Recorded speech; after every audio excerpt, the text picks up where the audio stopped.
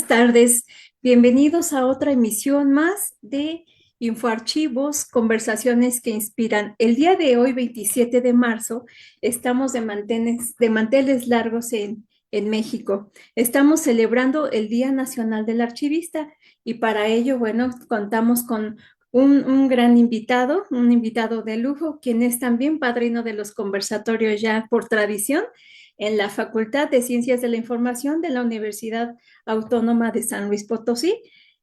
Para ello, pues le damos la más cordial bienvenida y de esta forma, bueno, la doctora Celia Mireles Cárdenas, quien es directora de la Facultad de Ciencias de la Información de la UASLP, le dirigirá unas palabras. Bienvenido. Muchas gracias. Sí, gracias. Muchas gracias, maestro Hugo. Bienvenido. Es para nosotros nuevamente un honor que esté con nosotros, escuchar a una persona tan actualizada que está siempre en la boga, el frente de batalla, porque eso es muy importante también en la práctica y en la teoría, actualizándose en las dos cuestiones. En esta ocasión, como bien comentaba la doctora Mireya, pues en un día especial para nosotros los mexicanos que se celebra el Día del Archivista en México y que pues en nuestra facultad estamos formando desde el año de 2006, ya tenemos 20 años en la formación de grandes profesionales bibliotecarios, como por ejemplo, perdón, aprovechar un poco para comentar que el día de hoy tuvimos en la mañana una sesión con egresados nuestros que se desempeñan en diferentes ámbitos de la archivística, lo que nos da la pauta a todas las áreas que se pueden establecer. Y quisiera aprovechar pues para agradecer a Laura Cristina Castillo García, a egresada nuestra, a Miriam Alonso Barrios, a Alejandra Rodríguez Larrea, así como a Hazel Janet Caballero Cárdenas, María José Arredondo Rodríguez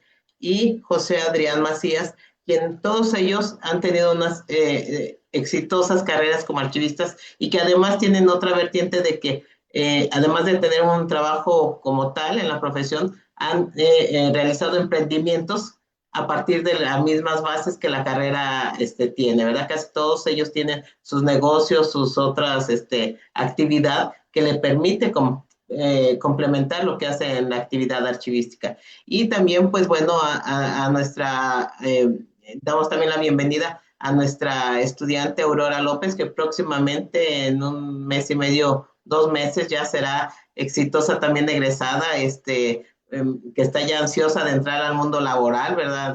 Aurora, muchas gracias por estar aquí, siempre participando en las actividades y actualizándose desde joven en todo lo que tiene que ver con la pues voy a decir actualización, porque no es capacitación, docente. Más bien docente profesional. Y Noemí Márquez, que nos acompaña desde la Universidad Nacional Autónoma de México, también universidad hermana y con quien tenemos convenio, quienes estarán aquí acompañando al maestro Carrión. Pues brevemente, pues les comento en la semblanza que nos envió el ingeniero y que dice mucho, aunque sean pocas palabras, pero dice exactamente el valor del trabajo que el maestro realiza. Él es ingeniero electrónico en telecomunicaciones y tiene una maestría en gestión de las comunicaciones y tecnologías de la información. Cuenta con 30 años de experiencia profesional en áreas de ingeniería y diseño de proyectos. Ha incursionado durante 20 años en el campo de la gestión documental, la digitalización y la preservación digital. Actualmente es director de proyectos del Centro de Investigación Imaginar y coordinador académico del Instituto Santa Fe, Colombia, ¿verdad? En este sentido, pues muchas gracias, ingeniero. También le comentamos que, bueno, lo relatábamos hace unos momentos, que en la facultad, en estos momentos, en los términos de actualización que se deben de hacer, la carrera ha cambiado, ha migrado un poco de nombre y ahora es la licenciatura en archivística y ciberseguridad documental, atendiendo a las demandas y los avances que la misma profesión está teniendo. Le cedemos la palabra, ingeniero. Bien, muy buenas tardes, muy buenas noches. Quiero hacer un especial agradecimiento a la Facultad de Ciencias de la Información de la Universidad Autónoma de San Luis de Potosí, representada por la doctora Celia Mireles Cárdenas. Agradecerle también a mi colega y amiga Mireya Reyes por esta invitación. Estuve muy gustoso el momento que me extendió la invitación de poder participar. Para mí siempre es un gusto acá desde Ecuador poder conectarme, aunque sea virtualmente, para conversar estos temas tan interesantes que ustedes han planteado. Así que sin más, me gustaría compartir una presentación que me servirá de guía para un poco reflexionar y abordar los temas que se han planteado. Así que el tema que queremos abordar el día de hoy es el de la ciberseguridad y los archivos, esas dos temáticas que a lo mejor parecerían para alguien un poco distraído, que son áreas o dominios del conocimiento que nada tienen que ver, y cómo de pronto se están juntando y qué repercusiones tienen, por un lado, para el ejercicio profesional, pero también para la vida y la de las instituciones y de las personas. Si me confirman que se está compartiendo la presentación. Se está compartiendo, gracias. Perfecto. Listo. Entonces, bueno, voy a hacer una breve reflexión con algunos puntos que me parecen importantes tomar en cuenta. Esta ha sido una aproximación, evidentemente, inicialmente desde un punto de vista conceptual, pero que tiene grandes repercusiones prácticas que les voy a hacer referencia a lo largo de esta presentación. Como decía, el tema de ciberseguridad de archivos tiene una repercusión muy importante y parecería que en una primera aproximación conceptual nada tienen que ver los archivos, porque muchos entendemos evidentemente que los archivos, ese conjunto estructurado de documentos, suerte que muchas veces los profesionales de la archivística, que por cierto aprovecho para enviar un afectuoso saludo a todos los profesionales de la archivística, ¿no es cierto?, de México, tienen doble sentido para mí. Por un lado, estar involucrados en esta tan noble carrera, y por otro lado, ser mexicanos, a quienes estimo y aprecio muchísimo, así que es un doble motivo para felicitarles. Todos estos profesionales de la archivística podrían pensar que la labor se limita solamente a hacer estos custodios, ¿no es cierto?, a hacer este cuidado de estos documentos, que muchas veces los asociamos con documentos en soporte de papel, en soporte tangible, en ese soporte que podemos muchas veces incluso oler.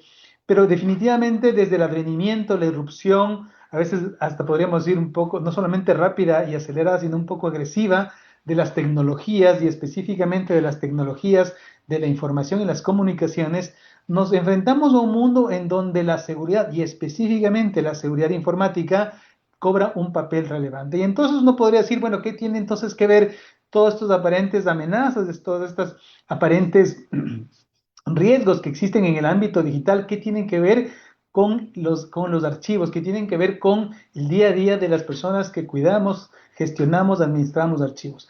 Les voy a comentar dos anécdotas o dos casos reales. El año 2021, no estamos hablando de 1800 ni del inicios del año 2000. Año 2021 en Costa Rica sucedió un ataque de ransomware. Para las personas que no tengan mucha claridad sobre esto, ransomware es lo que se conoce como un secuestro electrónico. Es que los atacantes electrónicos o los delincuentes informáticos lo que hacen es encriptar nuestros datos, y esto no le pasó a una persona de a pie, no le pasó a un pequeño negocio, le pasó al Poder Judicial de Costa Rica. De hecho, esto escaló tanto en el año 2022 que fueron varias las instituciones en Costa Rica que fueron capturadas por un grupo de delincuentes internacionales, delincuentes informáticos llamado el Grupo Conti. Durante casi un mes se declaró en emergencia todo el país porque, por ejemplo, el sistema de pensiones, el sistema de pagos de la Seguridad Social se vio paralizada, no pudieron hacer varios grupos de maestros salieron a protestar, etcétera, etcétera. Y miren, tenía que ver con justamente no poder acceder a la documentación que evidentemente en los sistemas informáticos está en formato electrónico. Y uno podría entonces pensar, no, pero es que eso sucede en Latinoamérica, eso sucede por este lado del Atlántico, y resulta que no, también en países aparentemente más desarrollados, en años más recientes, en Dinamarca, por ejemplo, la Biblioteca Nacional fue vulnerada por un grupo llamado Ransom House, evidentemente también con el mismo delito de ransomware, es decir, secuestro informático. Se apoderaron de la infraestructura digital que quedó desconectada para proteger el patrimonio. Afortunadamente, la buena noticia en ambos casos es que habían, cada uno con diferentes repercusiones, pero planes de seguridad en los cuales se pudo recuperar, en un caso parte y en el otro la totalidad de la información, gracias a planes de backups o de respaldo. Entonces, cuando tenemos, en la vida real no sucede esto porque en la vida, digamos, no digital, porque en el mundo digital tenemos la posibilidad de sacar varias versiones de los documentos electrónicos, y entonces cuando se hace un respaldo, se hace un backups, podremos recuperar, digamos, el mismo original. Así que gracias a haber previsto unos adecuados planes de seguridad, estas contingencias se pudieron dar por solucionadas. Sin embargo, miren, lo que quiero es poner sobre la mesa con estos dos ejemplos es que esos mundos que aparentemente no tenían nada que ver, Disculpa la realmente, interrupción, querido Hugo. ¿Estás avanzando tu presentación? sí, sí, sí. ¿No ha cambiado? Ay, perdón, perdón, perdón. Bueno, entonces ahí está, ahí Ahora sí, sí, gracias. perdón. Entonces, la primera aproximación decía que es esta, que aparentemente no tenemos ningún punto de intersección. Les ponía como casos de estos dos casos. Ahora sí está avanzando, ¿verdad? Ya, perfecto. Estos dos Todo casos bien. específicos. Y entonces con estos casos lo que quiero decir es que esa aparente, digamos, diferencia o lejanía entre estos dos dominios de conocimiento realmente tienen un punto de intersección.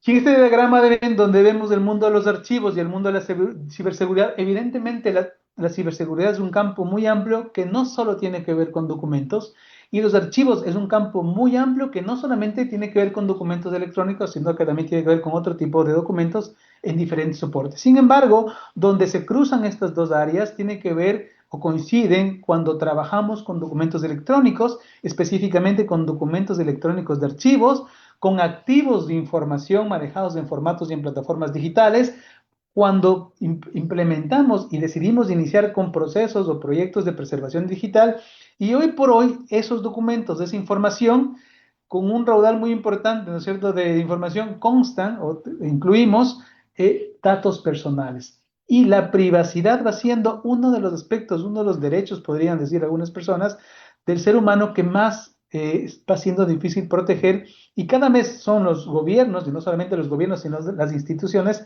que estamos llamadas a proteger esos datos que están dentro de documentos, ¿no es cierto? No todos los datos personales están dentro de documentos, hay muchos datos personales que están en bases de datos, por ejemplo, pero hay muchísimos documentos que hacen parte de sistemas de gestión documental, que hacen parte del flujo del tráfico documental de una institución, que están documentados y que tienen que ser por ley, no solamente porque nosotros somos buenas gentes, sino que por ley tienen que ser protegidos. Así que se abre un abanico muy amplio de campos, de desafíos, en donde estos dos dominios se intersecan. Y entonces, ¿frente a qué amenazas estamos enfrentando? Porque las amenazas, por el solo hecho de haber cambiado soporte, no han desaparecido. Y claro, cuando nosotros habíamos estado acostumbrado a manejar documentos en soporte físico que constituían archivos físicos, también tenían amenazas y tenían enemigos físicos, desde luego. Y a lo mejor nos habíamos acostumbrado y habíamos sido expertos en poder identificar a estos enemigos y crear defensas en este ámbito. Entonces decíamos, nuestros documentos de papel evidentemente tienen amenazas como un incendio, evidentemente la humedad, el soporte de papel, la celulosa es muy sensible evidentemente a la humedad, a las plagas o incluso a la extracción física que atentarían contra su integridad. Y frente a esto nos habíamos hecho relativamente expertos en diseñar programas en donde a través de estructuras ignífugas, ¿cierto?, a través del el control de ambientes, a través de higrómetros veníamos de humedad, a través de controladores extractores de humedad podíamos controlar la humedad, a través de procesos de fumigación o el acceso controlado a los archivos, teníamos o podríamos pensar que teníamos más o menos controlada la situación. Sin embargo, hoy por hoy, los mismos profesionales del archivo, que en su mayoría, podría decir yo, están manejando ya no solamente documentos físicos, sino documentos electrónicos, muchas veces también conformando expedientes híbridos, algunas veces expedientes totalmente electrónicos, pero también expedientes híbridos en donde algunos documentos de ese expediente son físicos, pero una gran parte de esos documentos nacieron electrónicamente y van a permanecer electrónicos. Entonces, esos documentos que van siendo parte de este ecosistema electrónico tienen naturalmente enemigos electrónicos, ¿no es cierto? El documento electrónico evidentemente no se va a afectar por la humedad, no va a tener plagas, no le va a temer a los insectos, pero sí va a tener otro tipo, sí, de virus, otro tipo de plagas. Lo que acabamos de ver, ¿no es cierto? El secuestro informático, la encriptación, o mejor dicho, el secuestro a través de la encriptación, como el ransomware, el hecho de la degradación, podríamos decir hasta el punto espontánea de los soportes electrónicos. Ponga atención que estoy hablando de soportes electrónicos, no hablo de soportes digitales, solamente por hacer una aclaración, hago aquí un paréntesis, es porque nos referimos a los soportes electrónicos cuando utilizan evidentemente la electricidad y los electrones para poder registrar los datos. Ese registro de esos electrones, sea a través de formatos magnéticos, ópticos o lo que sea, pueden ser mediante tecnologías analógicas o digitales. Es decir, el soporte electrónico puede ser registrado, escrito de alguna manera, la información puede ser escrita de manera electrónica, o, perdón, de manera analógica o de manera digital. En la mayoría, lo que estamos viendo ahora es que la mayoría de los soportes que tenemos son electrónicos y la mayoría, por no decir casi la totalidad del formato de registro es digital. Entonces, lo uno no los utilizamos ahora como sinónimos, pero no son lo mismo. Entonces, la degradación de los soportes electrónicos, esos bits que están grabados en formato digital, lo que producen es esa degradación, podríamos decir, espontánea de la información que se llama los famosos bit growth, o el famoso bit growth, la degradación, la evaporación, que dependiendo del tipo de soporte, ¿no es cierto? Un soporte plástico, un soporte óptico, etcétera, etcétera, pueden variar en más o menos medidas y pueden ser más susceptibles a esta, voy a decir entre comillas, de evaporación de bits. La ingeniería social también es un tema que me gustaría luego topar y tiene que ver ya no solamente con el control y dominio o fijarnos en la infraestructura y en la tecnología, sino cómo el ser humano también puede ser el eslabón, convertirse en el eslabón más débil de este conjunto, ¿no es cierto?, de medidas de seguridad que tienen que dar acceso a los documentos electrónicos. Así que el tema de la filtración de información, por ejemplo, sobre todo en temas de protección de datos personales, puede ser clave. Pasa que muchas de las personas que estamos llamadas a custodiar información tienen acceso a información, expedientes personales. Muchos de estos expedientes personales tienen información sensible, por ejemplo, estados de salud, estados, filiación política, orientación sexual, tienen que ver con información sensible, ¿no es cierto?, con información financiera, por ejemplo, y muchas veces, si es que esta información no es tratada, no hablo de manera técnica, claro que es tratada de manera técnica, pero sobre todo hago énfasis de que si esta información no es tratada de manera ética, y afortunadamente no es la inteligencia artificial por el momento la encargada de decidir si lo hace éticamente o no, sino somos las personas las que decidimos aplicar las herramientas como las tecnologías, como la inteligencia artificial de manera ética o no, pero si nosotros decidimos no utilizar la información o dar acceso de una manera no ética, lo que se puede generar esto es evidentemente en una filtración de información de datos personales. Es decir, nosotros siendo los llamados a proteger, podríamos convertirnos, queriendo o no, también en cómplices de este tipo de agujeros de información, de agujeros de inseguridad.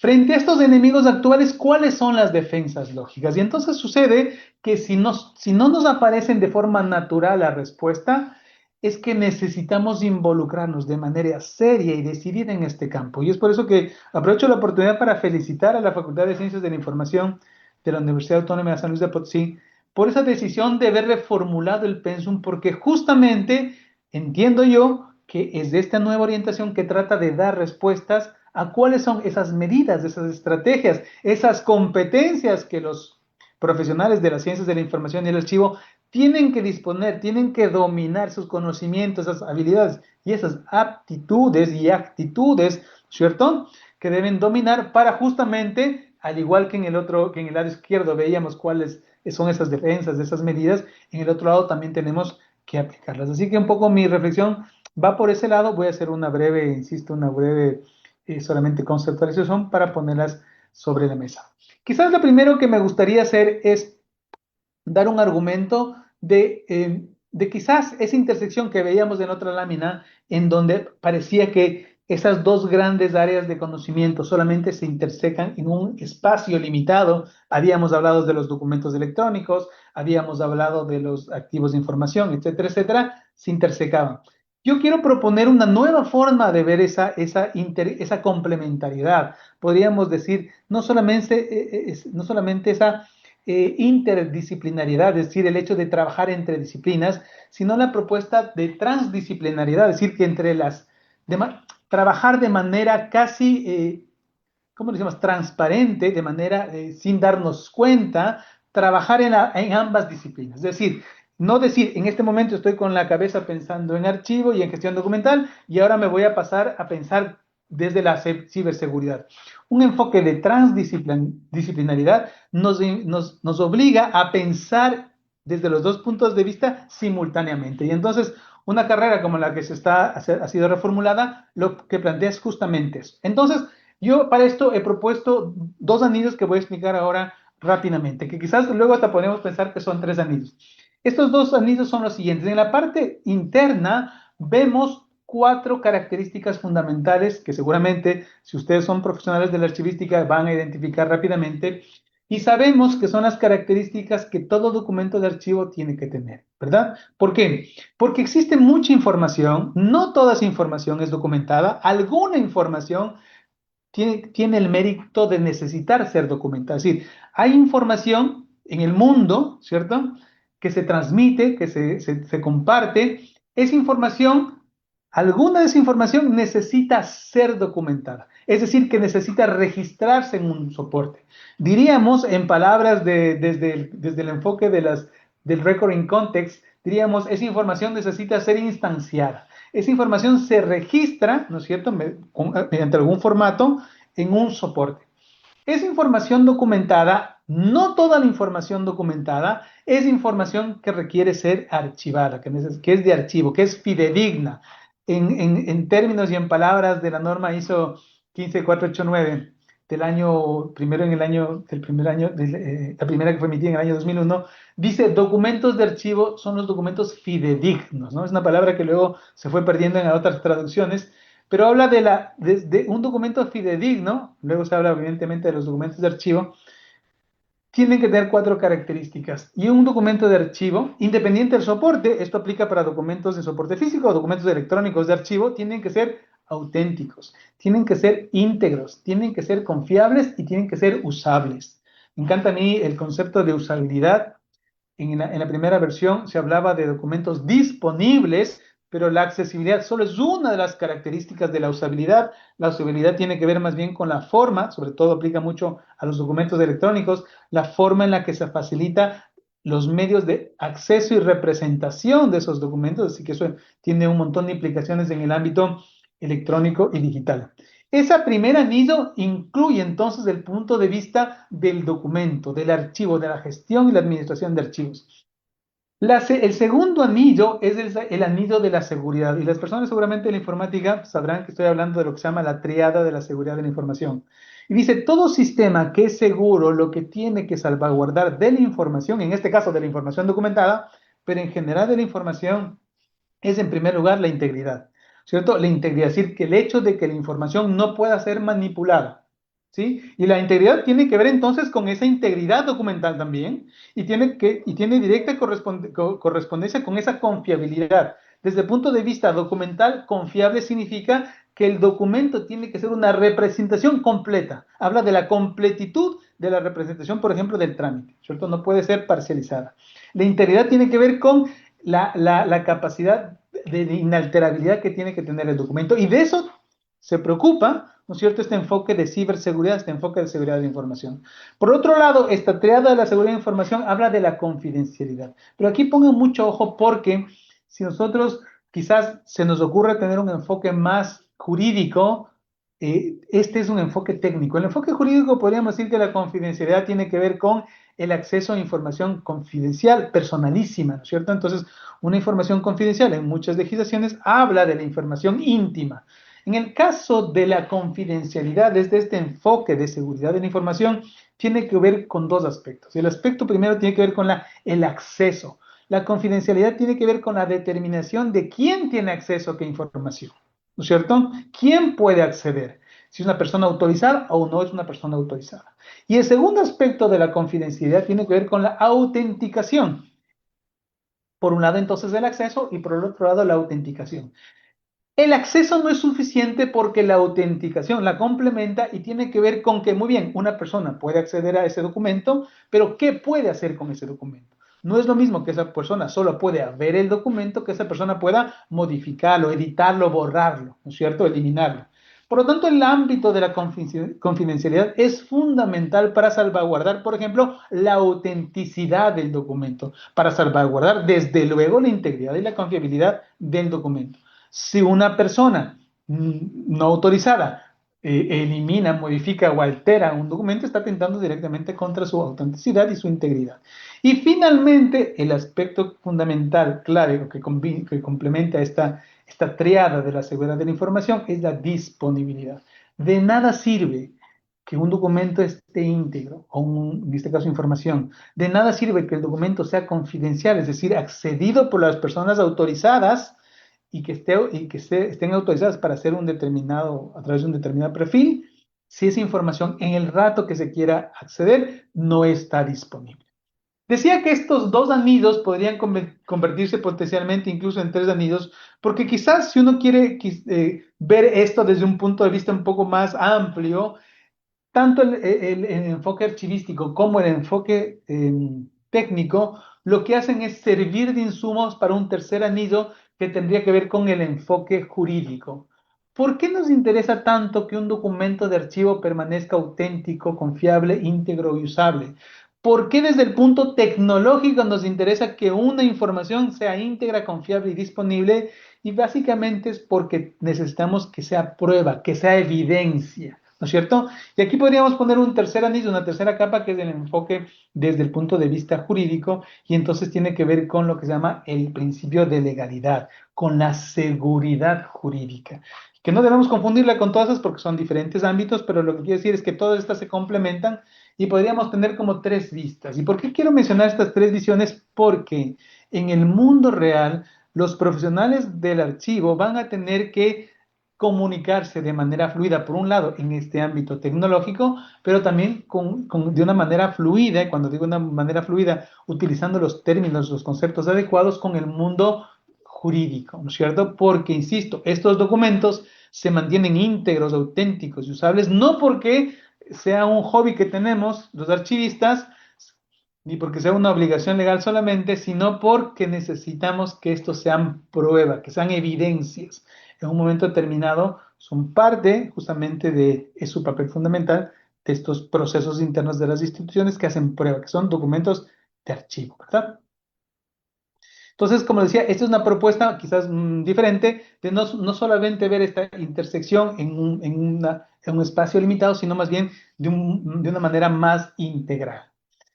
Para ponerlo de manera más específica, ¿no es cierto? Cuando hablamos de confidencialidad, es lo que les mencionaba anteriormente, ¿qué respondemos de un documento o de una información que es confidencial? Les decía, por un lado, ¿quién puede acceder? Ese es el acceso. ¿Quién puede acceder? ¿Quién está autorizado? Garantizar si este acceso es legítimo, no es legítimo, es correcto, si tiene, qué privilegios sobre ese documento puede tener desde este punto de vista de la confidencialidad.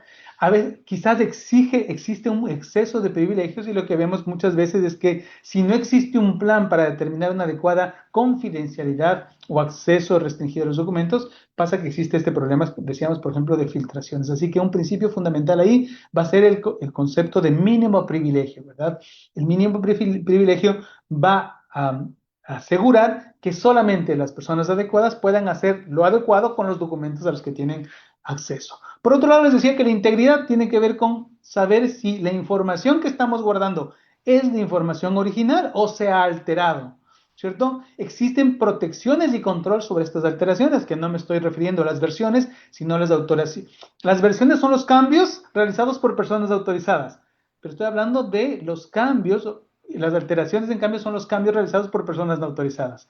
Protección contra estas alteraciones, saber si el documento fue alterado, debemos tener claro que los documentos alterados, aquellos que no guarden su integridad, carecen de validez jurídica. Y precisamente por eso yo hablaba de esta tercera capa que tiene que ver con el ámbito jurídico, con este enfoque de seguridad jurídica, ¿no es cierto? Y en este caso, desde el punto de vista electrónico, ya no me voy a referir al punto de vista analógico, desde el punto de vista electrónico hay una tecnología, una herramienta clave que tiene que ver con contar los bits, lo que se llama el checksum, y un algoritmo que es muy conocido es lo que se llama el algoritmo hash, que es realmente una complejidad bastante alta desde el punto de vista matemático, pero que en resumen tiene que ver con generar un número, podríamos pensar que incluso es una firma, pues puedo poner entre comillas, una firma. ¿Por qué? Porque tiene el concepto de ser una información que vincula o permite vincular la integridad o identificar la integridad del documento. Entonces lo que hacen estos algoritmos es contar los números de bits que tiene un documento y de tal manera que chequeando esas llaves, esa información, esas firmas, puedo saber si un documento fue alterado incluso en un solo bit, ¿cierto? Entonces, este es un algoritmo muy novedoso que, por cierto, no fue desarrollado hace poco, sino hace muchísimo tiempo, más de 50, 60 años, los algoritmos hash y exactamente la función hash fue desarrollada. Se aplicó para las firmas electrónicas, el algoritmo hash se utiliza para las firmas electrónicas y es la tecnología fundamental para el blockchain, por ejemplo. Así que el hasheo de documentos, ¿no es cierto? El hasheo de la información tiene que ver con esto. ¿Por qué estoy hablando y de alguna manera tratando de mezclar algunas reflexiones con algunas terminología? Porque uno de mis objetivos es que ustedes también se vayan adecuando, cuando vayan escuchando esta terminología que voy tratando de explicar, es algo que luego va a tener que ser natural para ustedes, no solamente enterarse ahora, sino poder conversar, refutar, proponer este tipo de principios y de tecnología. Y finalmente, como les decía, la disponibilidad cuestiona, pregunta si esa información está ahí cuando se le necesita, está en el lugar, está en el sitio que se lo necesita. Y aquí es un poco chistoso pensar en eso porque realmente cuando decimos en el lugar que debería estar la información, muchas veces nosotros si estamos acostumbrados a guardar una carpeta, un bibliorato de manera física, sabemos que tiene que estar en tal estante, en tal caja, en tal cajón, ¿no es cierto? Pero cuando hablamos del mundo electrónico no existe este concepto y entonces la información, estos documentos pueden estar físicamente regados literalmente alrededor del mundo. Y es algo que también ya se plantea, ¿verdad? Desde legalmente y desde conceptualmente, desde muchos propuestas y enfoques y marcos conceptuales en donde un documento, incluso un documento electrónico, puede estar vinculado y lógicamente vinculado a través justo de eso, de enlaces. Es decir, que a lo mejor tenemos que cambiar este concepto de que un documento es un cuerpo que está físicamente unido, sino que estamos hablando ahora de partes lógicas que están lógicamente vinculados y cuyo efecto y valor legal no se ve afectado. Es un principio que desde el punto de vista jurídico se llama incorporación por remisión. Significa que un documento puede incorporar sus partes a través de vínculos lógicos, ¿cierto? Y esos vínculos lógicos pueden ser documentos de texto, pueden ser mensajes, pueden ser videos, puede ser cualquier tipo de información. Así que es un principio que consta en la mayoría de las leyes de firmas electrónicas de la mayoría de países que lo han adoptado. Y entonces tiene que ver con esto que decía, que es información. Cuando decimos está en el lugar correcto, bueno, nos referimos a que si podemos encontrarlo. Entonces aquí hablamos de un tema de encontrabilidad. Y vamos a tener que incorporar dentro de nuestro lenguaje también el concepto y el dominio de los metadatos, porque son esos metadatos, esos datos que no es del documento, pero que son datos que describen el documento, que van a permitir precisamente encontrar ese documento, los que vamos a tener nosotros que diseñar para poder asegurar la disponibilidad de los documentos, ¿verdad? El principio fundamental aquí entonces va a ser esa resiliencia, o sea, esa capacidad del documento de poder subsistir y poder recomponerse después, por ejemplo, de un ataque informático y a través asegurar su usabilidad. La usabilidad electrónica de un documento tiene que ver con la capacidad entonces de poder ser representado y autorrepresentado, ¿no es cierto? Independiente, por ejemplo, de la plataforma. Es decir, un documento electrónico no es solamente, no se preserva solamente su contenido, como podríamos pensar en el mundo físico, lo importante es el contenido, desde luego el soporte, pero no hay una mediación externa. Cuando nosotros tenemos una hoja de papel, lo que hay que preservar es la hoja de papel y cómo fue inscrito, para poder nosotros decodificar, por ejemplo, si es un texto, a través de la lectura, de nuestro entendimiento. En un documento electrónico esto no es tan fácil, no es tan sencillo porque además de esa información que tenemos que preservar, es fundamental preservar el soporte electrónico en el que fue registrado, pero además los dispositivos que permiten leer ese soporte, el software que permite decodificar el contenido de ese soporte y la plataforma que justamente permite toda accesibilidad y usabilidad electrónica. Así que aunque los principios en el mundo electrónico se mantienen, se complejizan un poco más. Y por tanto, las funciones del archivista del futuro, del archivista que se involucre en estos campos, tiene que a la par sofisticarse también. Cuando digo sofisticarse, significa profundizarse, profesionalizarse, especializarse. ¿Sí? Así que no es algo a lo que debamos tenerle miedo, sino justamente poder afrontar con solvencia estos nuevos desafíos que nos propone la tecnología. ¿Cuáles son estos desafíos? Yo diría que son tres, y con esto me gustaría ya ir cerrando la reflexión que tenemos para la tarde y noche de hoy. Y la primera sería la incorporación de la seguridad en el ciclo de vida documental, ¿no es cierto? Los documentos, hay un paradigma, hay varios cuestionamientos respecto a esto, si esto es completa, si es que deberíamos hablar de un ciclo permanente, etcétera, etcétera. Pero en general el ciclo de vida documental es un buen modelo, ¿no es cierto? Esto tiene que ver con un modelo que explica, ¿no es cierto?, que hay varias fases en la gestión de documentos y la propuesta es que el enfoque de ciberseguridad y de seguridad de la información tiene que ser parte, ¿no es cierto?, hacer parte de este ciclo documental. Es decir, no es que es un eslabón más de esta cadena, sino que es un concepto transversal a esta cadena. Lo segundo, el segundo desafío que ya advertía desde el principio, es que nos encontramos en un mundo en donde uno de los activos más importantes para empresas y gobiernos son los datos personales. Y más que nunca tenemos que tener un compromiso institucional, nacional y también personal en la protección de datos personales. ¿Por qué? Porque no estamos protegiendo a los datos no tienen derechos, lo que estamos protegiendo es el derecho de las personas. Entonces está en juego los derechos humanos. Cuando protegemos los datos de las personas, cuando protegemos que una información no se filtre, insisto, información sensible, por ejemplo, de enfermedades, de discapacidad, de filiación política, de orientación sexual, etcétera, etcétera, datos sensibles, por ejemplo, de menores de edad, estamos protegiendo un derecho humano. Y finalmente me gustaría, como decía, como para redondear esta reflexión, hablar de entonces cuál va a ser el rol o el nuevo rol del archivista ante estos desafíos. Rápidamente, en el primer pilar, en donde proponía, ¿no es cierto?, esto de que la seguridad, la ciberseguridad debería estar incorporado por diseño y por defecto en el ciclo de vida del documento, me estoy refiriendo, por ejemplo, que la seguridad debería estar prevista desde la creación, el nacimiento de documentos electrónicos, ¿sí? Y aquí voy a hacer un pequeño ejemplo, es el caso, no digo que existe esto, pero un ministerio de educación que, por ejemplo, digitaliza, vamos a poner un número cualquiera, 500,000 títulos universitarios, saber que estos títulos digitalizados que no consten con una firma electrónica no tienen autenticidad. Entonces, miren, podríamos implementar la más alta tecnología de digitalización, podríamos tener la mejor buena intención de automatizar el proceso, de disminuir el consumo de papel, de lo que sea, a través de la digitalización, pero si no manejamos el concepto de autenticidad, en donde los documentos electrónicos se firman electrónicamente, ¿no es cierto? Si nos olvidamos de esto, pues resulta que perdemos validez. Es posible que no sea el profesional de la informática, el técnico de la computación, el que caiga en la cuenta de esto. Es por eso que es tan importante el papel del gestor documental, es tan importante el papel del archivista, porque él es el llamado a justamente hacer esta observación y decir, como mi misión es la preservación de la autenticidad, resulta que en este proyecto maravilloso de digitalizar documentos, no podemos olvidarnos que tenemos que hacer una digitalización certificada.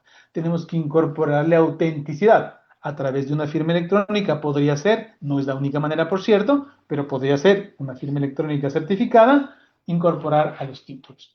O cuando estamos gestionando, ¿no es cierto? Cuando hablamos de la gestión, administración de los documentos, vamos a pensar que durante el acceso a la distribución de la información, a lo mejor damos el acceso a un contratista, ¿no es cierto? A un tercero, donde a lo mejor tiene acceso legítimo, pero por un descuido le hemos dado un nivel privilegiado excesivo. Y esto es el caso, incluso vamos a poner un ejemplo, el caso de los archivos de la NSA, de la National Security Agency, de la Agencia Nacional de Seguridad de Estados Unidos, en donde por un descuido, ¿no es cierto?, le dieron acceso privilegiado a un contratista, a un señor de apellido Snowden, y evidentemente tuvo acceso a todos los archivos que luego fue filtrado, que no voy a poner a discutir si estuvo bien el filtrado o no de esa información, pero el hecho fáctico es que ni siquiera era un empleado de la agencia, era un contratista que tuvo acceso, quizás por ese concepto de es más fácil poner sí, sí, sí a todo y poner todos los accesos sin tener este tipo de restricciones. O por ejemplo, en el caso de las transferencias, cuando estamos haciendo transferencias de documentos electrónicos, el momento que estamos transmitiendo un documento y no está cifrado, si no está encriptado, este es un ejemplo, es como que enviáramos una carta, ¿no es cierto? Ustedes se acuerdan hace mucho tiempo, a lo mejor muchos son jóvenes, pero no se acordan, se enviaban postales y las postales todo el mundo podía ver porque no tenían un sobre. Entonces, muchas veces estamos enviando información confidencial, información privada, como que hubiéramos enviado postales, ¿no es cierto? Donde todo el mundo puede ver todos los detalles. Realmente, cuando lo que necesitamos enviar, en muchos casos, dependiendo del tipo de información, es información cifrada en un sobre lacrado. No existen sobres lacrados en el mundo electrónico, pero para eso existe la encriptación. Lo que quiero decir con estos puntos, si ustedes se fijan así tras, de manera más sutil, es que va a haber muchos conceptos, muchas tecnologías, muchos términos que vamos a tener que no solamente entender, discutir, sino implementar. Entonces, el hecho de procesos de firma electrónica certificada, la definición de perfiles de acceso, por ejemplo, para documentos, o esquemas de encriptamiento, encriptación de documentos, van a ser parte no solamente, o tienen que ser parte no solamente de nuestro vocabulario en este nuevo concepto de archivistas y ciberseguridad documental, ¿no es cierto? Sino vamos a tener que dominar, porque los proyectos, insisto, ya no va a ser el proyecto de hacer un local de archivo, que tiene que ser con la temperatura controlada, ¿no es cierto? Y tenemos que periódicamente hacer una fumigación contra los insectos, que está bien, pero resulta que ahora tenemos otras amenazas, ¿sí? Como les mencionaba al principio.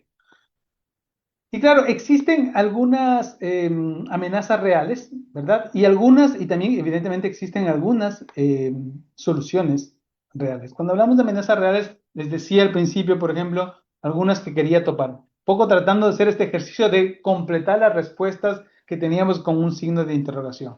Hablamos del ransomware, por ejemplo, este secuestro de la memoria, este secuestro de los documentos, y para eso la única alternativa es o pagamos, lo cual evidentemente en ningún caso es altamente es recomendable, porque estaríamos de alguna manera cayendo en las garras de la extorsión. La solución fundamental ante un ransomware es tener un proceso de respaldo y un programa, perdón, respaldo y de backups que funciona. Hay una regla que se llama la regla del 3-2-1, y esta regla del 3-2-1 es que dice que tenemos que tener 3 versiones de los documentos. La versión original, el máster, y 2 versiones derivadas, 2 copias. De esas 3 copias, 2 deberían estar en diferentes medios o formatos. Al menos una en local, al menos una en la nube, y al menos una, ¿no es cierto?, fuera del sitio, o sea, físicamente alejada. Así que, por ejemplo, hablar de conceptos ya no solamente del ransomware, sino de tener un proceso, un programa, un protocolo de manejo de documentos en la nube va a ser fundamental, no solamente porque seamos entusiastas tecnológicos y todo el mundo habla de nube, sino que tenemos que saber que estamos respondiendo y estamos preparándonos para contrarrestar, por ejemplo, una amenaza tan real como puede ser el secuestro de la información. Otra amenaza silenciosa es la del bit road que habíamos hablado, de la evaporación, de la corrupción silenciosa de los datos digitales. El caso más llamativo, ¿no es cierto?, que quizás que llama más la atención, es cuando en los años 70 la NASA intentó recuperar información de varias misiones espaciales, es el caso de la misión Voyager, y muchas cintas magnéticas no es que fueron amenazadas, no es que fueron secuestradas, no es que les cayó un virus, no, simplemente habían desaparecido los datos. Datos científicos únicos e irrecuperables para siempre, no por un ataque, simplemente desaparecieron por no tener una metodología o un programa básico, por ejemplo, de refreshing. Un refreshing significa cambiar y migrar de soporte. De hecho, esta constatación que tuvo la NASA en los años 70 sirvió para que años más tarde, décadas más tarde, se plantee el esquema OASIS de preservación digital. Aquí es cuando nace la preservación digital. Si ustedes tienen un poco de cuidado y leer el estándar y la norma o el esquema OASIS de preservación digital, nace no del grupo de trabajo de información, sino del grupo de trabajo de información espacial. ¿Sí? Entonces, miren que a veces uno puede pensar que esto de los archivos no es ciencia del espacio, pero sí, muchas veces tiene que ver con datos tan importantes como los datos de la NASA que se perdieron. Y finalmente, un aspecto que también que había topado al inicio, tiene que ver con el factor humano, y es lo que se llama la ingeniería social.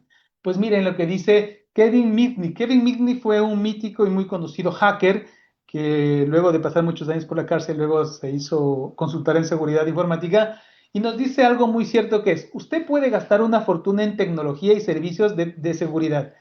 Si alguien llama a un empleado de la empresa, lo engaña y éste revela la contraseña o su contraseña, todo el dinero que haya invertido en la tecnología no ha servido para nada. ¿Sí? Entonces, de nada sirve solamente tener un enfoque tecnocrático, ¿cierto? En tecnología, si es que no nos enfocamos en un eslabón muy importante que es la persona humana. Si los seres humanos somos vulnerables porque podemos ser engañados, de nada ha servido, como digo, todas esas medidas de seguridad. Así que un aspecto fundamental va a ser justamente esa cultura de seguridad, lo que muchos llaman tener esa higiene digital. Higiene digital, miren, este concepto es relativamente nuevo, pero habla de que en la vida tenemos que tener unas normas de higiene. Y a veces creo que lo comprendimos en la pandemia. Cuando vino la pandemia hace ya más de 5 años, 6 años, una de las cosas que creo que muchos aprendimos fue a lavarse las manos, algo que parecía muy sencillo, ¿cierto? Y lavarse las manos para muchos era poner las manos bajo el agua y hacer algo así como esto, ¿no? Entonces eso era lavarse las manos. Resulta que después de muchos años nos tuvieron que enseñar cosas básicas como lavarse las manos.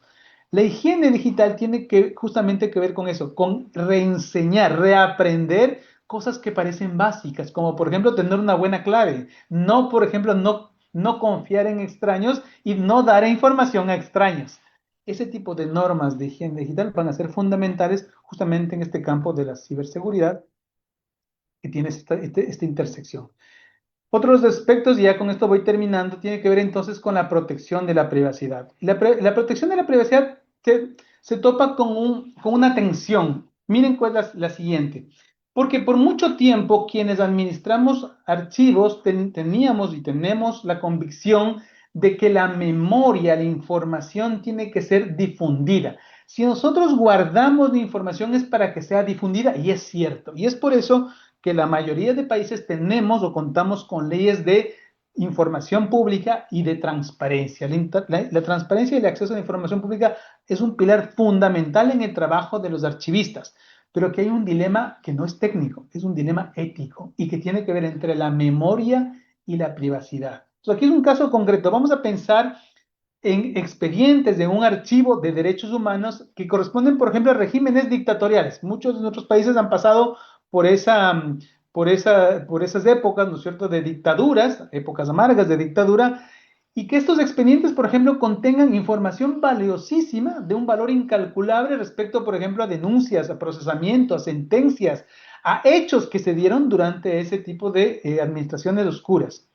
Uno podría decir, esto es fundamental porque justamente poder reescribir la historia, entender, aclarar, incluso podríamos decir devolver o ejercer el derecho de muchas personas, incluso algunas que pudieron haber sido desaparecidas en esos regímenes dictatoriales, es un deber de la custodia de la memoria y está muy bien. Pero miren, muchos de esos expedientes lo que van a contener son datos personales de víctimas, de familiares, de verdugos, algunos muertos, algunos vivos.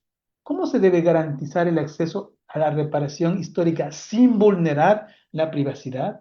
Entonces tenemos una especie de una tensión entre derechos y es cuando no existe una ley, sino existen valores éticos que permiten justamente equilibrar esa tensión, ese dilema ético. Para eso hay unos principios que nos da las leyes que tienen que luego aplicarse desde el punto de vista tecnológico. Por ejemplo, definir la limitación de la finalidad, para qué quiere esos datos, la minimización, la anonimización de los datos, la pseudonimización, cómo asegurar la exactitud de sus datos, la limitación en el plazo de conservación, el mantenimiento de la integridad y desde luego la confidencialidad. ¿Sí? Y finalmente, quisiera concluir esta corta reflexión con plantearles, ¿no es cierto? Seguramente muchos de los que nos escuchan son profesionales de la información, de los archivos. Creo que frente a nosotros se nos plantea un nuevo rol profesional. Y este nuevo rol tiene que ver con que la custodia de los documentos es un parafraseo que he hecho, se fundamenta en los principios éticos propuestos por el Consejo Internacional de Archivos. Dice, la custodia de los documentos no consiste solo en guardarlos físicamente, sino en garantizar que lleguen íntegros, auténticos y accesibles a quienes lo necesitan hoy y en el futuro. Eso es lo que nos dicen los principios del Consejo Internacional de los Archivos y he puesto un renglón más. Y la ciberseguridad debe convertirse en la extensión natural de esa misión ahora en la era digital. Es decir, la forma en la que vamos a garantizar que esa custodia de documentos sirva, sean auténticos y se preserven para hoy y el futuro en el mundo digital es aplicando correcta y éticamente principios de ciberseguridad. La ciberseguridad no es un problema técnico que se debe delegar al Departamento de Tecnologías de Información y del que el archivista pueda despreocuparse. Desde luego que tenemos que trabajar de la mano con profesionales de la informática, porque son esos los que están preparados, los que son expertos en la tecnología, en la implementación, pero como he dicho, ellos no están formados, ¿no es cierto?, en los principios, por ejemplo, de autenticidad, de integridad, de usabilidad de los documentos, en los principios de preservación, en los valores, en las transferencias, en los valores intrínsecos, por ejemplo, de los documentos y por qué deben o no preservarse. Más aún, por tanto, es nuestro deber poder comunicarnos con entendimiento y con autoridad con estos profesionales que evidentemente son amigos de la archivística. Por lo tanto, la ciberseguridad es una dimensión fundamental en la responsabilidad ética del profesional de la información en este nuevo siglo, que ya vamos avanzando al segundo cuarto de este siglo, con una tecnología que no tiene piedad en su avance y por lo tanto no podemos nosotros ser indiferentes de esto. Porque miren, y lo que está en juego no es, muchos pensarían, lo que pasa es que si no nos actualizamos nos vamos a quedar sin trabajo. No, lo que está en juego es mucho mayor y mucho más importante porque esté en juego la prueba de que alguien nació, de que alguien vivió, de que alguien trabajó, de alguien que murió con dignidad. Es el fundamento legal de la propiedad, de la ciudadanía, los derechos, los contratos, las escrituras, toda esa información de transacción, de vida entre personas, se documenta. Eso está en juego. Está en juego la evidencia de un crimen que fue cometido, de una sentencia que no fue justa, que necesita reparación. Lo que está en juego es la memoria colectiva de una comunidad, de una nación y de la civilización entera.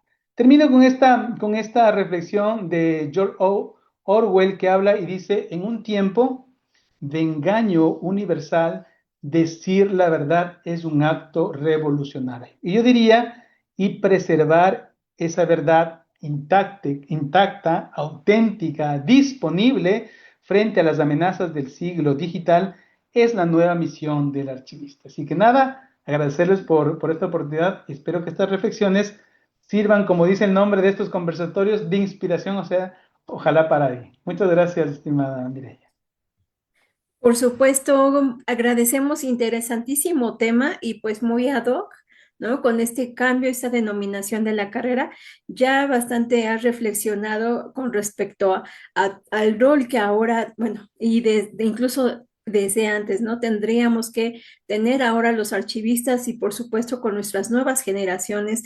¿Y qué pasa? Que muchas veces el archivista no se cree, o sea, el rol y muchas veces no sé si por comodidad decimos, bueno, es que los ingenieros, los de sistemas no nos escuchan, no nos toman en cuenta, pero yo les he compartido también en el aula, es que pues realmente yo creo que sí depende más de la iniciativa que nosotros tengamos, porque yo he escuchado de ingenieros como Hugo, ¿verdad? Que tenemos que trabajar de la mano y que nos tenemos que creer y ser, pues, hacer ese compromiso también de ir explorando ahora en aras de la tecnología. ¿No? Entonces nos quedamos con esa reflexión, ¿no? De los nuevos roles que ha tenido el documentalista, incluso el bibliotecólogo, el archivista bueno, de hecho, pues todas las profesiones, ¿no? Este, pues te agradecemos y pues vamos a seguir explorando un poco más el tema con las preguntas que, bueno, nuestras estudiantes van a realizar. Con Damos la todo gusto. palabra, si les parece, a Aurora, quien es estudiante de la Facultad de Ciencias de la Información. Ella es estudiante del octavo semestre. Bienvenida, Aurora. Puedes abrir tu micrófono. Muchas gracias.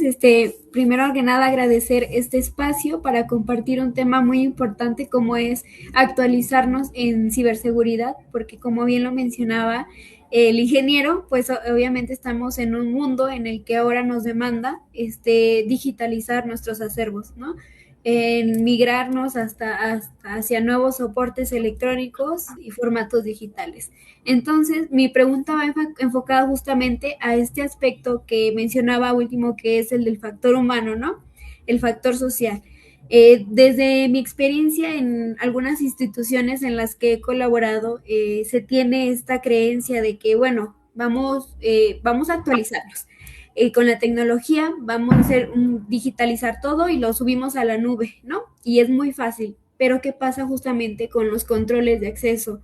¿Qué medidas están tomando para prevenir que haya un robo de datos sensibles, de información? Entonces mi pregunta va enfocada a, bueno, desde su experiencia ingeniero, ¿cómo cree o qué estrategias recomienda para crear una cultura de ciberseguridad, de seguridad informática de la información en las instituciones? Bien, muchas gracias, Aurora. Dos cosas, dos puntualizaciones. La primera, tú mencionabas, dice, claro, muchos de los archivos estamos abocados a procesos de digitalización y pensamos que esta es la solución. Yo diría que el tema de la digitalización es muy importante, pero quizás no es el aspecto más importante porque recuerden que la digitalización es uno de los pasos previos para que los documentos que estuvieron en su momento en formato, en un soporte físico, ahora se trasladen, migren al mundo electrónico, ¿no es cierto? Al mundo digital. Pero en algún momento la digitalización se va a extinguir porque habremos digitalizado todo lo que se podría digitalizar. Es como lo que está sucediendo con la inteligencia artificial. La inteligencia artificial se está entrenando de todo lo que existe en el mundo y resulta que ya se les acabó todos los datos, ya no existe nada más. Existe quizá algunas cosas que no han sido digitalizadas, pero que habrá que digitalizar. Quizás el punto más importante está en aquellos documentos que todo el tiempo estamos generando y nunca se digitalizan. Estoy hablando de correos electrónicos, de mensajes por WhatsApp, de mensajes en redes sociales que nunca se digitalizaron, que ya nacieron digitales y que necesitan ser explotados en el mundo electrónico. Ahora, independiente de que si se digitalizan los documentos o ya nacen digitalmente, el problema que plantea Aurora evidentemente existe. ¿Y cómo podríamos crear esa cultura de seguridad? Yo creo que tiene que ver, evidentemente, cruza desde una estrategia de educación, ¿no es cierto? De reeducar, y no estoy refiriéndome a reeducar o formar solamente a los archivistas, me estoy refiriendo a un proceso digamos, de culturización en educación a todo nivel y desde el inicio. Me voy a centrar específicamente al tema de privacidad. Creo que sin duda tenemos que empezar a hacer una revalorización del principio de la privacidad.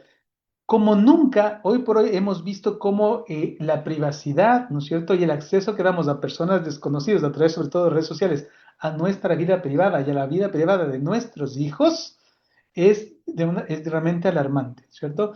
Y luego, entonces, lo que está pasando es que nos asustamos porque existen entonces otro tipo de delitos en donde adultos que se hacen pasar por niños empiezan a tomar contactos, ¿no es cierto? Y empieza a existir una serie de aberraciones que realmente luego nos están preocupando cuando muchas veces esos huecos de inseguridad le estamos creando los propios adultos. Así que algo que va a ser importante es formar a nuestros niños, pero también formarnos nosotros. Yo con un poco de susto, ¿no es cierto?, de incredulidad, oí un caso, me contaba una colega de Argentina, en donde ya se dan varios casos de jóvenes, adolescentes, ¿no es cierto?, que van ante un notario, ante un juez, lo que se llama constitución, a hacer una constitución de prueba, a solicitar que sus padres bajen las fotos de ellos, que los padres subieron las fotos de ellos, de sus hijos, ¿no es cierto? Porque muchos de estos padres influencer o TikToker lo que están haciendo es compartiendo, ¿no es cierto?, información privada, no de ellos, de sus hijos, ¿cierto? Que deben tener una... Entonces, el problema ya no es de los hijos solamente, sino de los papás. Entonces uno dice, bueno, hay que reeducar a nuestros hijos y a veces tenemos que nosotros educarnos primeros. Entonces, lo que quiero decir, Aurora, es que necesitamos un proceso serio de educación, de valoración de estos derechos, como el de la privacidad, para poder generar este concepto que diría yo de higiene digital. El tema de higiene digital es lo más básico. ¿Cierto? ¿Cuántas veces tenemos problemas de acceso? Ahora se están viendo muchas maneras que no tengan que ver con contraseña, pero por el momento una tecnología bastante obsoleta sigue siendo el de la contraseña, pero no sabemos utilizar unas buenas contraseñas. Siempre ponemos nuestro nombre, siempre ponemos nuestra fecha de nacimiento para ser más sofisticado. Ya no cambiamos nuestro nombre, sino ponemos el de nuestra mascota. Finalmente, todo esto es deducible a través de ingeniería social. O sea, cuando es chistoso y revelador hacer justamente pruebas en vivo y en directo y podríamos, sin revelar mucho, saber cuáles son nuestras claves, porque justamente todos manejamos los mismos patrones y la idea ahí es o empezar a utilizar otros esquemas o utilizar otro tema se llaman algoritmos más seguros. Y cuando hablo de algoritmos no me refiero a tecnologías complicadas como de hash, sino incluso utilizando nuestro mismo nombre e incluso utilizando nuestra misma fecha de nacimiento, porque de eso nadie nos va a cambiar. Podemos utilizar fechas que sean más difíciles de adivinar, podríamos decir así. Muchas gracias. ¿Tienes alguna otra pregunta, Aurora? Si gustas, damos la palabra a Noemí y ahora regresamos para que vayas formulando alguna otra. Bueno, seguimos con Noemí Márquez. Ella es recién egresada, ¿verdad? De la licenciatura en Administración de Archivos y Gestión Documental de la UNAM. Adelante, Noemí. Sí, Bienvenida. buenas tardes. Bueno, primero que nada, muchas gracias por la invitación y también muchas gracias por la charla con el ingeniero Hugo. Estuvo muy interesante. Y bueno, tengo varias preguntas, vaya. Pero haré la primera, que es sobre lo que usted comentaba también de esta sobre exposición de los datos y cómo es que hay que educar desde, pues sí, desde casa y en la educación básica. Pero, por ejemplo, ahora con las teorías actuales, pues ya cambia, ¿no? Digamos, antes estábamos regidos más que nada con la teoría clásica, por así decirlo, que de la archivística, ¿no? De toda la parte de Antonia, Heredia y demás. Y ahora han, pues, empezado a salir, aunque ya existían, pero no tenían mucho, pues sí, reflector, como el récord continuum, ¿no? Que es una de las teorías que más se acercan a toda la parte electrónica y a toda la parte de bueno, cómo vemos los archivos desde una perspectiva digital electrónica. ¿Usted cree que ya pronto podremos tomar este tipo de teorías, de estos modelos como OIS, como usted lo decía, para ya replantear todo lo que hemos considerado hasta ahora? Es una excelente pregunta y mire, esto tiene que ver, Noemí, con diferentes enfoques. Yo creo que todos los enfoques tienen sus aportes, algunos fueron más importantes en sus épocas. Cuando hablo de Antón Heredia, a quien tuve el gusto de conocer hace más de 15 años, claro, ella era defensora de los principios más clásicos porque, por ejemplo, los principios de precedencia y de orden natural se han mantenido incólumes y son totalmente aplicables. Ahora, lo que sucede es que la procedencia empieza a tener unos cuestionamientos, no porque no sirvan, sino porque frente a las tecnologías empiezan a tener unas complejidades en donde realmente dice cuál es la procedencia y si es la única manera en la que puede entenderse y organizarse la información.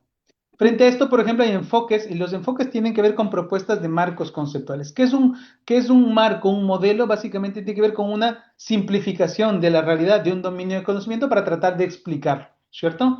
Entonces, por ejemplo, cuando se habla de una propuesta del ciclo documental, es un enfoque limitado en algunas cosas y, por ejemplo, se plantea también el del récord continuo, ¿no es cierto? Del archivo continuo, el récord continuo. Que, por cierto, es un enfoque que es muy interesante, que habla más de un modelo como especie de una espiral, pero que por el momento no ha sido implementado y yo diría que más bien ese enfoque todavía no ha sido explotado. No digo que sea bueno ni malo, no ha sido todavía explotado. Y pasa, y frente a todo esto tenemos, por ejemplo, una nueva propuesta, sobre todo en el ámbito de la descripción, pero que plantea o que remueve los cimientos de la gestión documental, que tiene que ver con Record in Context, por ejemplo. Ustedes que son nuevos profesionales, deberían, o si no les invito, a leer con profundidad el marco conceptual de Record in Context, si tienen el interés y el conocimiento, profundizar en la ontología de Record in Context y desde luego invitarles a que lean la guía de aplicación de Record in Context. ¿Por qué es tan interesante e importante, por ejemplo, Record in Context? Porque Record in Context deja de lado el modelo docucéntrico, donde dice los archivos, ¿no es cierto? El centro de los archivos son los documentos y nos parece lógico. Pero resulta que la propuesta de Record in Context dice, los documentos es una de las 19 entidades como objetos, de los 19 objetos de este ecosistema, en donde tiene documentos, partes de documentos, conjuntos de documentos, tienes agentes, instituciones, personas, lugares, instanciaciones, etcétera, etcétera, en donde entonces la gestión documental es menos docucéntrica y permite enfocarse en algo que es muy importante, que son las relaciones entre estos objetos, entre estas entidades. Entonces, la relación que puede existir entre este documento o la parte del documento y una de sus instanciaciones o uno de los agentes que aprobaron o crearon esta instancia del documento y cómo fue aprobado, etcétera, etcétera, le da contexto. Entonces, hace mucho énfasis en las relaciones. Y hasta ahí queda, por ejemplo. Pero esto nos da pie, por ejemplo, a plantear nuevos modelos. Por ejemplo, que estamos haciendo unas cosas muy interesantes que estamos haciendo desde el Centro de Investigación Imaginar es proponer en base al modelo de entidad de relaciones de los documentos, fusionarlo con algo que parecería que no tenía mucha importancia o que no sirve para nada, como es la lógica difusa. Y dijimos, ¿qué pasa si es que el record in context, si es que los documentos y sus relaciones, en dónde deberían ser guardados, ¿no es cierto? Le fusionamos con algo que llamamos lógica difusa y la lógica difusa básicamente tiene que ver con la posibilidad de categorizar, no de manera dicotómica, sino de manera, podríamos decir, difusa, la permanencia en conjuntos. Y lo que nos ha ayudado a ver es que en el mundo electrónico, la forma en la que los documentos se pueden organizar no es estática, es dinámica.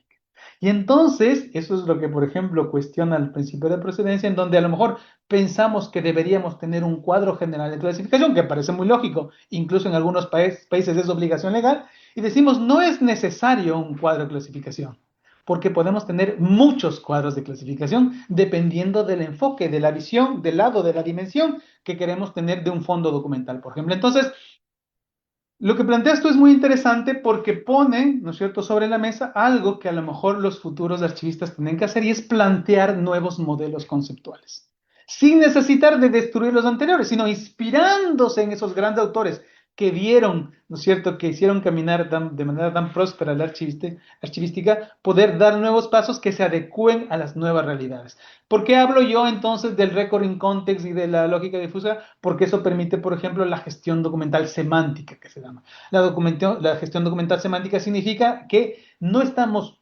enfocados en la clasificación de documentos por estructuras, es decir, por taxonomías, que son normalmente rígidas, y SATG, por ejemplo, con este nuevo concepto de record in context queda reemplazado, porque ISAG básicamente dice, hay una forma de describir que tiene que ver con fondos, secciones, series y expedientes, que está muy bien, pero a veces nos queda corto. Y entonces esa es una de las opciones, ¿no es cierto? Entonces es una dimensión. Entonces, creo que estamos frente a una época en donde va a ser muy enriquecedor estas discusiones conceptuales, porque van a permitir plantear nuevos modelos. Creo que la inteligencia artificial nos va a ayudar muchísimo porque justamente va a poder hacer realidad de manera muy rápida, por ejemplo, la implementación de software, de sistemas que nos permitan esto automatizar.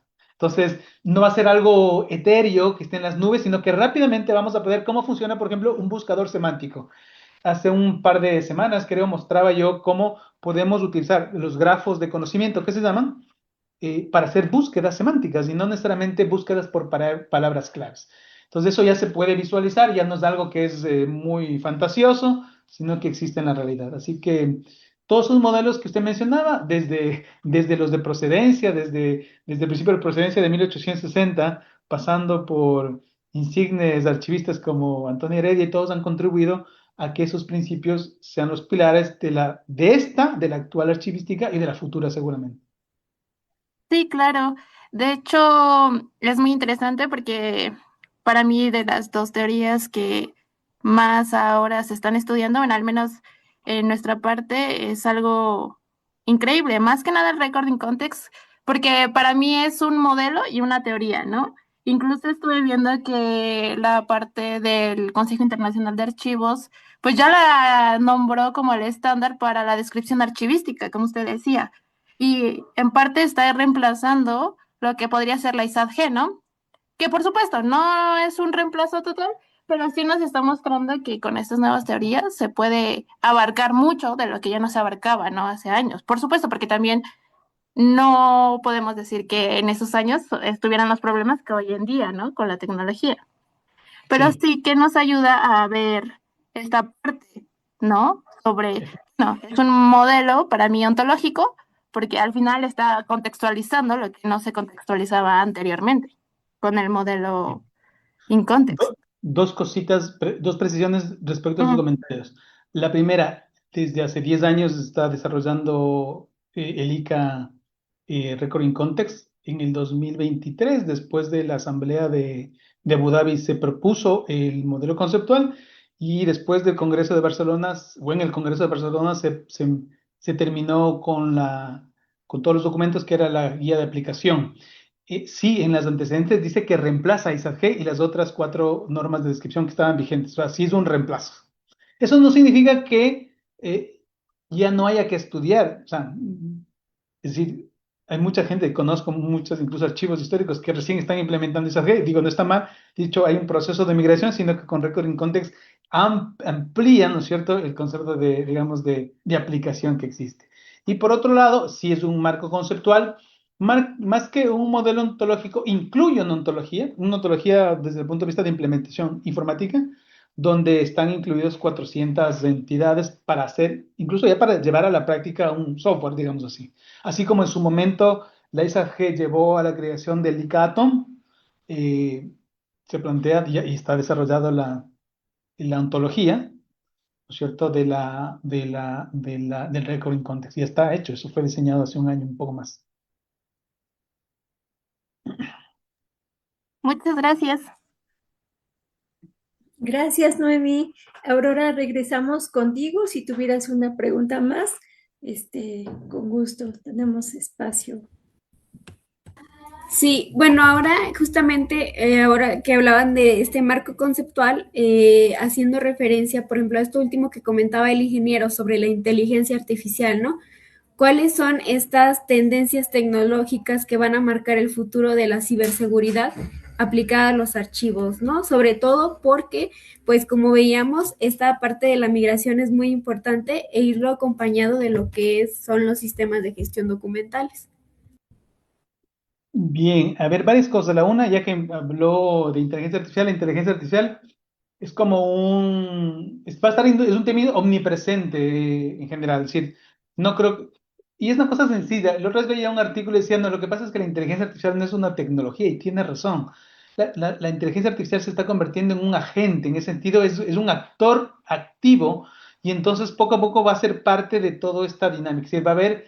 eh, modelos conceptuales desarrollados por inteligencia artificial. Creo que a ese nivel va a llegar la participación de la inteligencia artificial. ¿Tiene efectos o tiene que ver esto en la ciberseguridad? Sin duda.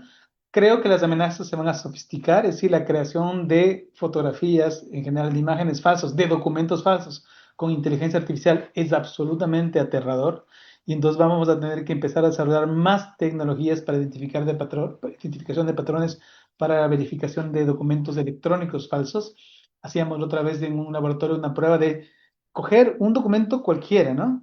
Y pedirle a la inteligencia artificial que falsifique, lo hace perfecto, casi indetectable. Se nota que, digamos, vamos a requerir mucha más tecnología, otros medios para poder justamente identificarla o para asegurar la autenticidad. Entonces, todo lo que tiene que ver con noticias falsas, autenticidad de los documentos digitales va a ser un nuevo desafío. De hecho, por eso ya mucho de las firmas digitales audibles, es decir, por un momento la grabación de voz era considerada una firma electrónica, luego de la clonación de voz con inteligencia artificial es algo que ya se ha dado por descontado. Así que eso también va a identificar. Otra amenaza que no tiene que ver directamente con inteligencia artificial, que va a replantear fuertemente, no digo este año, pero quizás dentro de los próximos años es la que se llama la computación cuántica, que no tiene que ver con inteligencia artificial. En algún momento se pueden cruzar, pero no es lo mismo. La computación cuántica tiene el gran desafío de que gracias a la velocidad de procesamiento de la información, toda la tecnología de encriptación, incluido hash, va a desaparecer. Resumiendo rápidamente, toda la encriptación y toda la tecnología hash tiene que ver con una cosa que se llama la predicción de números primos.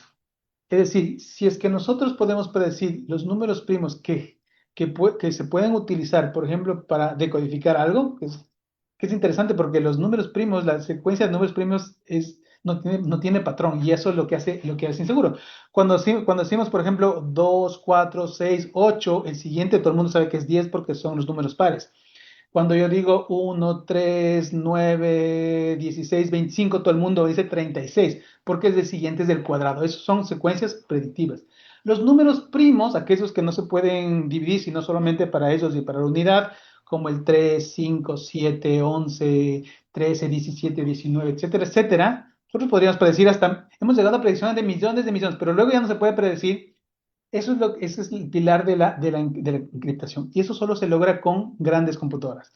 La computadora cuántica lo puede resolver en segundos.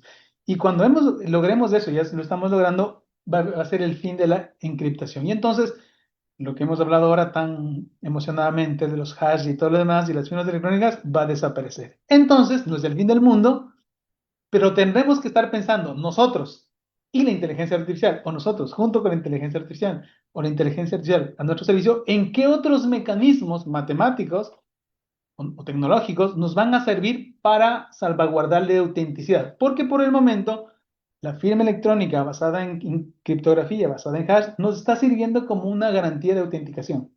Que se destruya la criptografía y la firma digital, para mí no es ningún sufrimiento. Bueno, ya, ¿qué vamos a hacer? Se destruyó, pero algo tendremos que inventarnos.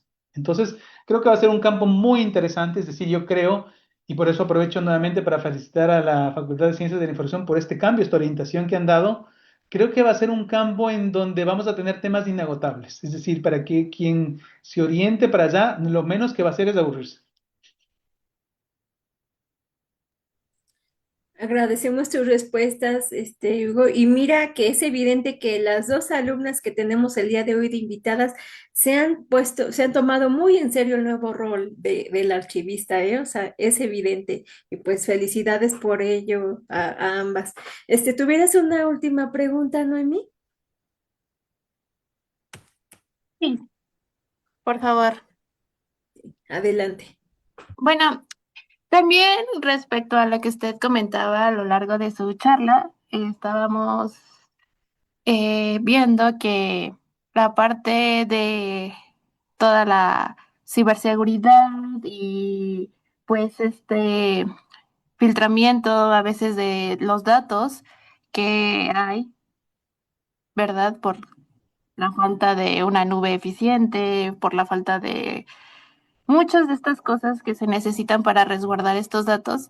Bueno, aquí en México y me imagino que en muchos países se están implementando ahora los sistemas automatizados de gestión documental, ¿no?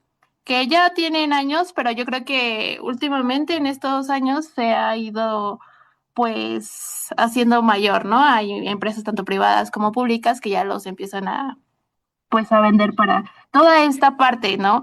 Donde incluso hay algunas que te ayudan para toda la parte de la ciberseguridad y aparte te ayudan para la gestión documental y electrónica.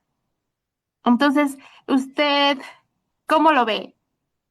lo podemos subdividir, o sea, podemos tener sistemas automatizados de gestión documental y aparte podemos tener nuestros datos así, como usted lo comentaba, ¿no? Como, sí, ya los digitalizamos, ahora ya los pasamos electrónicos y ya se quedan ahí mientras nosotros vemos, pues, cómo los protegemos de alguna manera o cree que no. Muy interesante la situación. Claro, eso está pasando mucho en muchos países de la región, en donde hay muchas opciones informáticas. En muchos casos, incluso son los gobiernos quienes han desarrollado esto. Pero miren, yo creo que es muy importante y me da aquí, Noemí, pie para invitarles a todos los profesionales de la archivística a convertirse en algo que yo denomino arquitectos, ¿no es cierto?, de información. ¿Por qué? Por eso también la arquitectura es una de las ciencias que más me ha apasionado. Creo que fue lo primero que quise ser antes de ser ingeniero de arquitecto. Y si ustedes se fijan, ser arquitecto, cuando hablo de arquitectos de casas, tienen que ver, son los encargados de definir espacios y flujos. Dentro de una casa, espacios y flujos. Entonces, los archivistas son los responsables justamente en diseñar espacios documentales y flujos documentales. Y en ese papel de ser arquitectos, de diseñar nuestra casa, nosotros profesionales, dueños, responsables de un fondo documental, tenemos que dar las especificaciones de esa casa. Lo que está pasando, no sé si Noemí me confirmará si pasa en su país, pero aquí pasa mucho, es que son las empresas las que nos dicen cómo queremos nuestra casa. Y entonces cuando nos dicen, verá, tenemos la solución de ciberseguridad, usted tiene que hacer esto, esto y esto. Y uno dice, bueno, porque usted debe ser el que sabe. No, no, no. Cuando construimos nuestra casa, quienes construyen la casa no nos dicen, verá, le voy a hacer una casa de 2 plantas y de 2 dormitorios. A lo mejor yo tengo un problema que no puedo subir gradas y necesito una casa de 1 planta. Y no necesito una casa de 2 habitaciones, necesito de 3 porque somos 3 personas. Entonces, yo, dueño de mi realidad, tengo que tener la solvencia técnica de decirle que quiero. No esperar que él me diga lo que necesito según él. Entonces, justamente creo que esta carrera y esta reformulación de la carrera les va a dar a los profesionales los insumos, el conocimiento, el vocabulario necesario para decir, no, no, no, está muy bonito el sistema que usted está planteando con todo, porque ahora todo el mundo también da inteligencia artificial y ciberseguridad y todas las cosas. Y yo le voy a decir, por ejemplo, quiero que mi sistema de información tenga este esquema de accesos. Un esquema de accesos significa en el fondo una matriz de permisos y accesos. Quiero que mi sistema de información tenga este esquema o este perfil de metadatos. Y yo le digo qué metadatos tiene que tener. Yo quiero que mi sistema de información tenga este esquema taxonómico o este sistema basado en grafos, por ejemplo. Pero yo tengo que decirle. Porque si no tengo ese conocimiento, él me va a decir lo que, según él, con buena o no tan buena intención, quiera venderme. Entonces, yo creo que esa responsabilidad de formarse cada vez más y más responsablemente, que además es una responsabilidad ética profesional, tiene que ver con justamente ser arquitectos de nuestra propia casa. Es decir, queremos una casa así, pintada de este color, con las ventanas de este tamaño, porque ahí vamos a vivir nosotros. Así que creo que es una buena metáfora y les invito a ser arquitectos de sus propias soluciones. Excelente, excelente, querido. Pues agradecemos bueno, la charla tan interesante que nos has compartido aquí, y bueno, y por supuesto la respuesta, ¿no? Tan puntuales, tan interesantes también a las preguntas de nuestras alumnas. Doctora Celia, para ir cerrando, ¿le gustaría dirigir algunas preguntas a los archivistas, algunas preguntas, algunas felicitaciones, algunas palabras a los archivistas que nos están escuchando, a los que nos van a escuchar, porque bueno, como saben, esta transmisión, en algunos días más, pues la estaremos compartiendo, ¿no? Para quienes no nos pudieron acompañar realmente y estaremos haciendo difusión para ello. Fernando, nada más felicitar a nuestro excelente ponente del día de hoy y a nuestras excelentes invitadas, Aurora, Noemí y al maestro Oliver Rueda, que nos apoya siempre, está calladito, pero está anotando ahí ya preguntas, ¿verdad? Y pues invitarlos a seguir en esto. Le agradezco al ingeniero Hugo las palabras que ha venido, precisamente esa es la intención. Creo que le voy a piratear su presentación, porque eso es lo que queremos hacer en la carrera, ¿verdad? Esa relación de archivista con ciberseguridad, con el apoyo o con herramientas. Y bueno, para cerrar también algo que me queda ya nada más para animar a todos los que nos escuchan a seguir en estas transmisiones, es que precisamente en estos aspectos nos queda, bueno, en este marco, la parte que ha mencionado de la ética, creo que es algo que cobra una vital relevancia también en todo esto por los avances tecnológicos y demás, y que inclusive ahora se habla de los hackers de sombrero blanco, los hackers éticos. No sé, hablando de esta parte conceptual, me gustaría ya por último, para cerrar en la última pregunta, porque también ya los tiempos nos están corriendo, ¿qué opina de este término de hacker, de formar o de establecer hackers éticos para proteger la información? Una Podemos buena, distinguir que sí, no, yo tengo mis reservas. Los Robin Hood, pues al final, pues aunque pues son bueno, son delincuentes. bueno, no, bueno, es una discusión ética, porque miren, hay un principio en la seguridad y es que si uno quiere defenderse de algo, tiene que conocer cómo puede hacer ese algo. En las formaciones, por ejemplo, que nosotros hacemos sobre detección de falsificación de documentos, en el fondo lo que hacemos es enseñar técnicas de falsificación. Y claro, ahora lo que usted dice, con ese conocimiento usted puede hacer dos cosas. Usted puede ser un delincuente falsificador o puede detectar falsificaciones. Lo mismo pasa con el hacker ético y el hacker ético lo que nos enseña es a hackear. ¿Por qué? Porque la única manera de identificar un hackeo es sabiendo cómo son los rastros, qué puede seguir, cómo puede ser la informática forense respecto a eso. Ahora, si usted con ese conocimiento quiere volverse en un criminal y un delincuente informático, puede hacerlo. Y la otra es que lo que puede hacer prevenir. Entonces, es como que si usted quiere ser un experto en seguridad, en medidas de seguridad para que no sean robadas, no sé, casas. Bueno, usted tiene que saber que hay 5 técnicas básicas para robar una casa. No le voy a decir ahora, pero son 5. Y entonces, lo que usted puede luego de conocer esas 5 técnicas es dedicarse a robar casas o empezar a diseñar sistemas para que esas 5 técnicas sean controladas. Pero sí, es un tema finalmente que queda en la ética, en la conciencia de cada persona, porque finalmente, además que mucha de esa información no es que esté guardada, muchas veces hasta se puede ser distribuida libremente, ¿no? Entonces, con el acceso a información, la única reserva de ética que queda es la conciencia de las personas. Gracias. Muchas gracias, Mireya. Felicidades nuevamente. Bueno, pues un gusto estar aquí escuchando tan interesante charla. Parece que, bueno, seguramente hay muchas inquietudes, ¿no? Hay muchas preguntas por parte de nuestros alumnos, por parte de quienes nos van a escuchar. Entonces, considero que pudiéramos hacer una segunda parte, pero ya les estaremos comentando, ¿no? Si, se hace la propuesta. Pues muchas gracias a todos quienes nos están escuchando. Agradecemos pues por supuesto a nuestro ponente, a nuestro experto, y padrino de los conversatorios de Infoarchivos, conversaciones que inspiran y vaya que nos ha logrado inspirar. Agradecemos a la doctora Celia, también pues siempre nos está brindando el apoyo para hacer esto posible, a Oliver, ¿verdad? Quien está detrás de los controles y a nuestras alumnas que el día de hoy nos estuvieron acompañando. Buenas noches a todos y Buenas noches, muchas feliz día del gracias. Que pasen muy archivista. bien. Hasta luego.